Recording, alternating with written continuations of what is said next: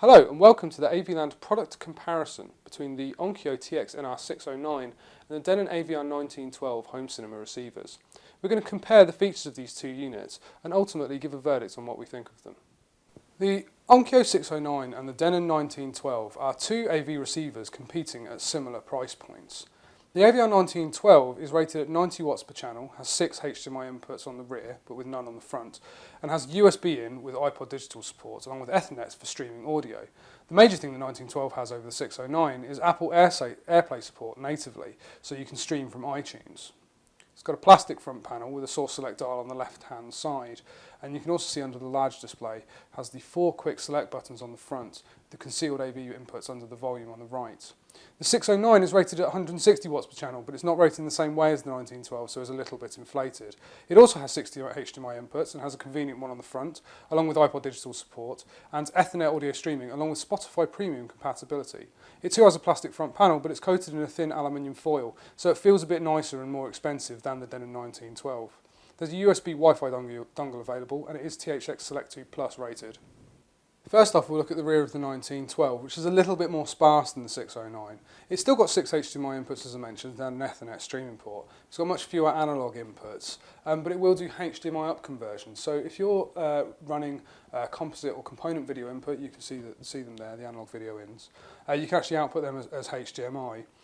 It's also got one S-video input, which the Onkyo doesn't have, but it's only got single digital audio inputs. It's only got a single subwoofer pre-out, and the 6th and 7th amplifiers are assignable in the same way that the Onkyos are, but you can if you're not using 7.1, you could bi-amp your fronts. Moving on to the 609, it has a few more inputs than the 1912. You're looking at dual optical and coaxial inputs, 2 component inputs and a monitor out. It's got a zone 2 pre-out to add an amplifier there, dual subwoofer outputs. It's got a universal port for the Onkyo UP devices, and you could potentially, because it's got a powered zone 2 option as well, have all your speaker outs wired up and switch between 7.1 and zone 2. Moving into the 1912, it's got a thinner heatsink along the front, and it's got a mid-mounted power transformer. The HDMI, Ethernet, digital audio are all actually on the same board on the 1912, which we're just coming up to see now. You see the main capacitors in the middle, and as I mentioned, it does do HDMI video up conversion, but unfortunately it doesn't actually have any video upscaling, so you couldn't feed in like a 576 line input from DVD and output that as 1080p, unfortunately. Moving to the 609, see it's got a thicker heatsink at the front, and it has got a fan on the top for cooling, though it's only on at high volume, so you're unlikely to notice it. So power supply is slightly close to the front of the unit, and then there's the HDMI board, which also has HDMI video upscaling to 4K by 2K via the Marvel QDO video processor. Okay, so now we're going to show you the Apple Airplay menu for the 1912, which natively supports Airplay out of the box. What Airplay allows is streaming and basic control from remote speakers, which when you're using Airplay, the iTunes sees remote speakers as the 1912 effectively as some computer speakers. There's no dedicated Airplay input on the 1912, so when you do want to use Airplay, it does somewhat sort of take over the receiver, but you can sort of skip out onto a different input if you want to as well. You can't actually see the iTunes on the amplifier as well, so it's not like scrolling through an iPod digital or a DLNA streaming. Effectively, the iTunes takes over the amp, and you can have very basic control from the amplifier. You can sort of skip backwards and forwards. It will do album artwork as well if you did want to have the menu up, as you saw for the Kate Rusby track there. So you know you can also control this as well from the from your iPod Touch. You can do Airplay, so you can control, rather than using the Denon remote control, you can stream from iTunes if you've got your iPod sitting in front of you as well. And you can use, rather than using the TV screen with the on-screen display, you can actually use the front panel from the Denon to navigate. As you saw with the Kate Rusby track, you can see what's playing. So it is a neat feature that it will do Airplay straight out of the box. Moving on to the 609, this is the Spotify account. You require Spotify Premium to do this. It won't, with a Spotify free account, it won't access. You can browse playlists and what's new. Unfortunately, at the moment, there is no search function, which is a slight oversight, unfortunately.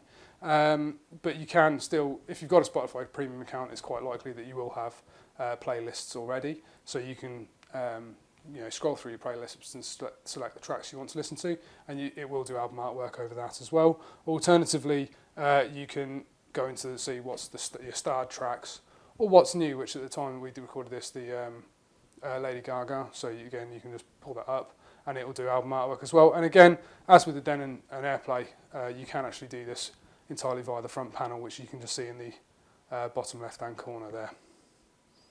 And so just give it a few seconds, and then the album artwork will pop up. So it's a neat feature, and it also obviously do all the other DLNA streaming as well. Both units do have DLNA compatibility. So moving on to the pluses for the various units. The 609, well, it's got an aluminium film front panel, as I mentioned, which gives us a really nice kind of feel. It sort of feels a bit more expensive than the Denon. It's got a front HDMI input, which I feel is a bit more convenient. But it's not got any more inputs than the 1912, it's just got one on the front. The Spotify compatibility is great. As I said, unfortunately there's no search function at the moment, but if you've got a Spotify premium account you can still access all your playlists that way. It's a bit more flexible with speakers in more ways than one. As we mentioned, because it's got a powered Zone 2 output, you can have all of your speakers wired up, so you could be set up for 7.1 and for Zone 2 as well, and you could effectively switch the amplifier between them. It saves you unplugging cables.